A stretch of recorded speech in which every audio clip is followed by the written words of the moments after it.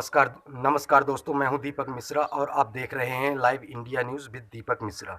जी दोस्तों, एक बहुत बड़ी खबर निकल कर आई है।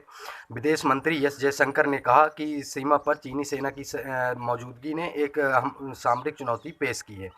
जी दोस्तों, जयशंकर विदेश मंत्री एस जयशंकर ने कहा शुक्रवार को विदेश मंत्री जयशंकर ने कहा कि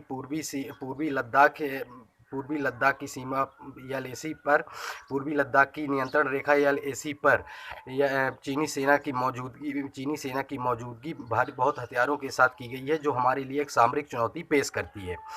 जी दोस्तों, उन्होंने एशिया समिट द्वारा एक वर्चुअल बैठक में विदेश मंत्री एस जयशंकर ने कहा कि चीनी सेना की भारी संख्या में मौजूदगी हमारे लिए एक सामरिक चुनौती पेश करती है।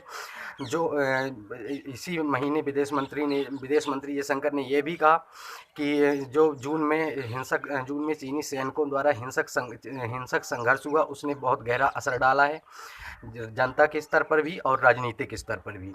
जी दोस्तों, इससे विदेश मंत्री एस जयशंकर ने कहा कि चीन के साथ हमारे संबंध और ज़्यादा खराब हुए हैं, बहुत ज़्यादा खराब भी हो गए हैं, जो इस समय हमारे लिए एक सामरिक चुनौती पेश करती है। और विदेश मंत्री एस जयशंकर ने यह भी कहा कि हम पिछले 3 सालों में हमने चीन के साथ अच्छे संबंध बनाए, जिसका आधार सीमा पर शांति और सुरक्षा का ढांचा तैयार करना था। लेकिन चीन ने इन समझौतों को इस साल तिलांजलि दे दी है। जी दोस्तों, विदेश मंत्री एस जयशंकर ने कहा कि सीमा पर पिछले साल विदेश मंत्री एस जयशंकर ने कहा कि 1993 में चीन के साथ कई शांति समझौते भी हुए हैं और भी कई समझौते हुए हैं, जिनका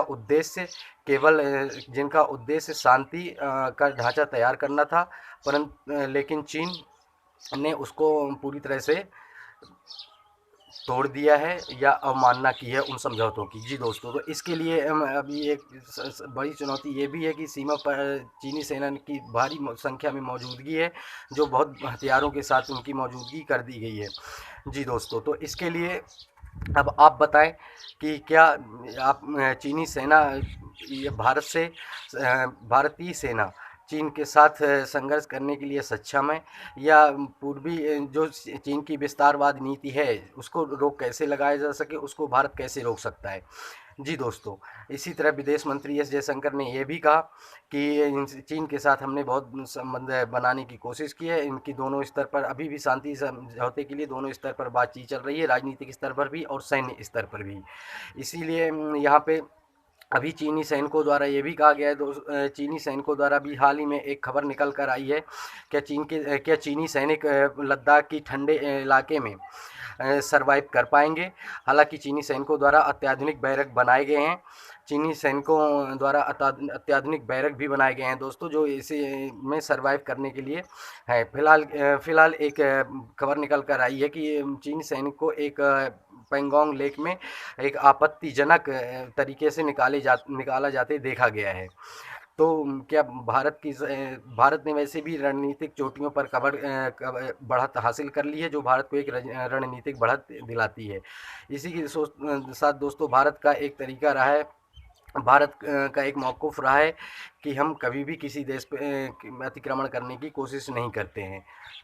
जी दोस्तों, इसी के साथ ही अब इसी तरह की खबर मैं आपको देता रहूँगा। आप मुझे लाइक करें, आप मेरे चैनल को लाइक करें, शेयर करें एंड सब्सक्राइब करें। जी दोस्तों, और साथ ही मुझे इंस्टाग्राम पर भी फॉलो करें। मेरा यूज़र नेम है दीपक मिश्रा 25690। जी दोस्तों, और साथ ही मेरे चैनल को शेयर करें, लाइक करें और सब्सक्राइब करें। सब्सक्राइब करके मेरा हौसला बढ़ाएँ, ताकि इसी तरह मैं आपके लिए न्यूज़ अपडेट देता रहूँ। धन्यवाद दोस्तों।